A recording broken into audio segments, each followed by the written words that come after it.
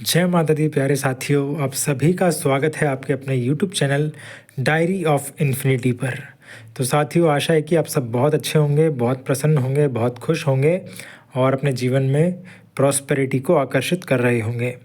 तो साथियों, आज हम बात करेंगे 2 दिसंबर 2024 की डायरी को लेकर। तो साथियों, जैसा कि आपने थंबनेल देखा होगा कि क्या आप भी ऐसा करते हैं, तो थोड़ा हम इसमें बात करेंगे।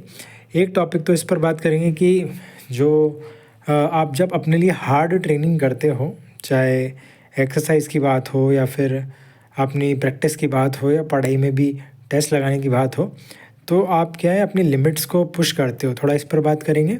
और हम फिर बात करेंगे कि क्या आप भी ऐसा करते हो, इसका मतलब क्या आप भी थोड़ा प्रोक्रास्टिनेशन करते हो, काम टालते हो, या फिर अपनी छोटी छोटी चीज़ें जो रूम होता है उसमें से चीज़ों को डिस्टर्ब करने के बाद या वहाँ से चीज़ों को उठाने के बाद, ठीक है, उठाने के बाद आप वहाँ पर नहीं रखते हो। तो इस तरह की छोटी छोटी कमियाँ आप करते हो क्या? और जो एक वर्ड था कि डिस्टर्ब करने के बाद, तो थोड़ा गलती से निकल गया। कहने का मतलब है कि आप चीज़ों को एक जगह से उठाने के बाद क्या वहीं पर नहीं रखते हो या फिर कहीं दूसरी जगह ले जाकर छोड़ देते हो, अर्थात रूम को अस्त व्यस्त कर देते हो। तो इस पर हम थोड़ा बात करेंगे।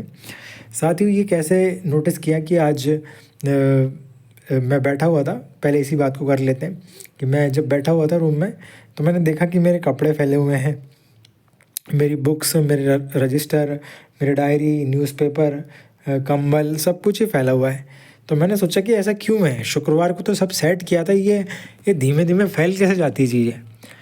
फिर मैंने थोड़ा सा विश्लेषण किया और थोड़ा सा ध्यान से ऑब्ज़र्व किया, तो ये पाया कि मैं जिन चीज़ों को उठाता हूँ तो वो हल्की हल्की सी उनकी स्थिति जब बिगड़ती है तो मैं उसको सुधारता ही नहीं हूँ। जैसे कि 2-3 किताबें मैंने ढूंढने के लिए 4-5 या अपनी पूरी जो लाइनें हैं बुक्स की उनको छेड़ा, तो वो जैसे अस्त व्यस्त होंगी, फिर मैंने उनको वैसे ही रहने दिया, तो आधी पोजीशन उनकी बिगड़ गई।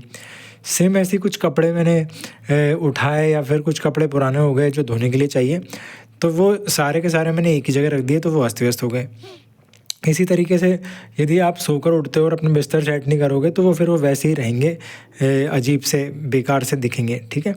तो इसी तरीके से यदि आप खाना खाते हो और खाने के बर्तनों को टाइम पर नहीं धोगे, या फिर जो केले खाओगे या फिर जो और कुछ भी आप खाओगे, यदि उसकी थैली या उसके छिलके आसपास ही पड़े रखोगे, तो आप देखोगे कि आपका पूरा रूम जो है छोटी छोटी आदतों से तैयार होकर बड़े रूप में डिस्टर्ब हो जाता है, ठीक है। तो यहाँ से एक शिक्षा मिलती है हमको कि आप जो भी काम कर रहे हैं ना, उसी काम को उसी वक्त सही तरीके से करो। और यदि रूम में से चीज़ें उठाते हो, आपको सेट करना है रूम, तो आप जो चीज़ जहाँ से लो उसे वहीं रख दो, ठीक है। तो इस तरीके से अपना रूम जो है मेंटेन रहेगा, वरना छोटी छोटी कमियों से आपका रूम में एक बड़ा असर दिखेगा और वो दिखेगा नेगेटिव असर, ठीक है। तो ये शिक्षा मुझे मिली, तो मैंने आपसे शेयर कर दी, क्योंकि इस चैनल पर आप जानते हो ओरिजिनल कंटेंट है, तो जो जो महसूस होता जाएगा वो मैं पहुंचाता रहूँगा।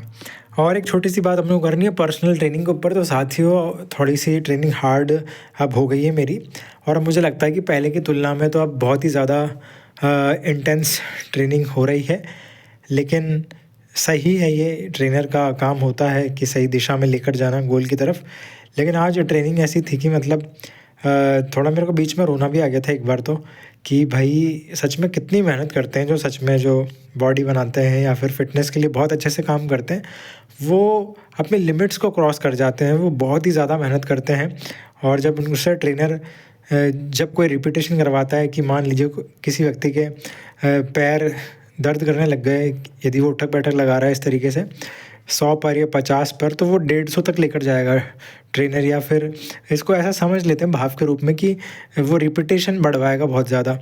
और फिर उस समय जो हालत होती है व्यक्ति की, उसको कह नहीं सकते। लेकिन बस यही है कि एक अच्छा ट्रेनर जो होता है वो आपको बहुत आगे लेकर जाता है, आपके मन के डरों को समाप्त कर देता है वो, और आपको बहुत अच्छे बेस्ट रिजल्ट लाने में हेल्प करता है, ठीक है। तो जीवन में जो भी व्यक्ति आपको हमेशा गाइड करता है, पुश करता है, उसकी ऑलवेज रेस्पेक्ट कीजिए, क्योंकि ऐसा व्यक्ति सच में आपको ग्रो ही कर रहा है, वो आपकी लाइफ में बहुत बड़े अच्छे बदलाव लेकर ही आएगा, ठीक है। तो उनकी रेस्पेक्ट कीजिए। और आज हम इतना ही बात करेंगे। इसमें से एक शिक्षा आपको ये लेनी है कि यदि आपको भी ये शिकायत है कि आपका रूम कैसे अस्त व्यस्त हो जाता है, कैसे आपका डिस्टर्ब हो जाता है रूम, तो आपको यही काम करना है कि जो चीज़ जहाँ से उठाओ उसे वहीं रखो, चाहे किताबें हो, चाहे कपड़े हो। यदि खाने के बर्तन आप खाना जब खा लेते हैं तो उसे ऐसे ही मत छोड़ो, उन्हें तुरंत धो मैक्सिमम, ठीक है, इनका ध्यान रखो। तो ऐसे छोटी छोटी बातें हम ध्यान रखेंगे तो हमारा रूम नीट एंड क्लीन रहेगा, साफ़ रहेगा। और जब साफ़ रूम रहता है तो हमें पढ़ने में या कुछ क्रिएटिव करने में और अच्छा लगता है। तो हम इसका ध्यान रख सकते हैं, यही शिक्षा है। यदि आप सीखते हो इन लेक्चर से, इन ओरिजिनल बातों से, तो ज़रूर आप लाइक कीजिए, वीडियो को एक व्यक्ति को शेयर कीजिए और चैनल को सब्सक्राइब कीजिए। जल्दी मिलते हैं नई शिक्षा के साथ एक नई डायरी में। Take care. जय माता दी।